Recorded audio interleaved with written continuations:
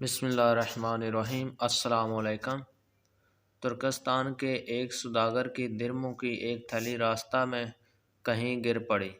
اس نے گاؤں میں اعلان کر دیا کہ تھیلی جس کو ملی وہ واپس کر دے، تھیلی میں جس قدر درم ہوں اس کے نصف انعام کا وہ حقدار ہوگا جو اس تھیلی کو لائے گا۔ اس تھیلی میں 200 درم تھے۔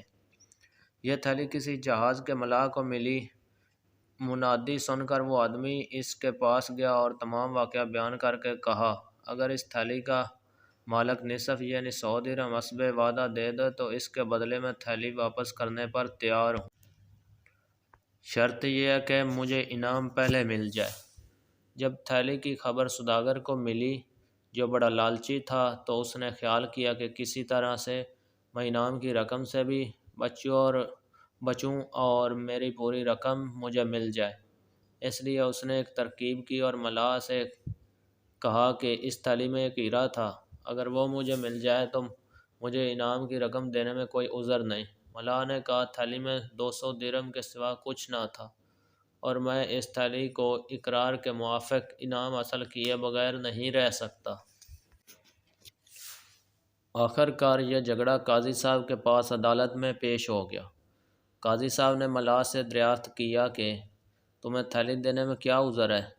ملاح نے جواب دیا، حضور سوداگر صاحب نے پہلے نصف یعنی 100 درم انعام کا اقرار کیا تھا اور اب اس کو ٹالنے کے لیے تھیلی میں ہیرا بتلا رہے ہیں۔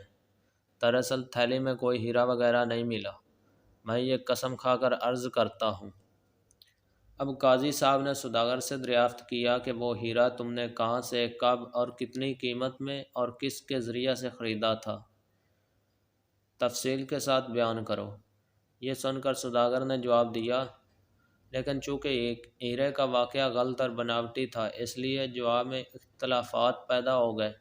وہ بہت گھبرایا۔ قاضی صاحب پر ظاہر ہو گیا کہ ہیرے کا واقعہ بناوٹی اور غلط ہے، اس لیے حکم دیا کہ سوداگر کی تھیلی کھو گئی ہے جس میں ایک ہیرا بیان کیا جاتا ہے اور ملاح کو بغیر ہیرے والی تھیلی ملی ہے۔ سوداگر کو چاہیے کہ وہ پھر منادی کریں اور تھیلی میں ہیرا ظاہر کریں، اور ملاح کو حکم ہوا کہ تم اس تھیلی کو اپنے پاس 40 دن تک رکھو۔ اس عرصے میں اگر کوئی یہ تھیلی کا ثبوت پہنچا کر لے جائے تو بہتر، ورنہ پوری تھیلی پر تمہارا قبضہ ہوگا۔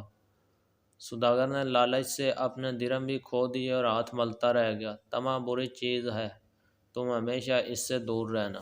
اللہ حافظ۔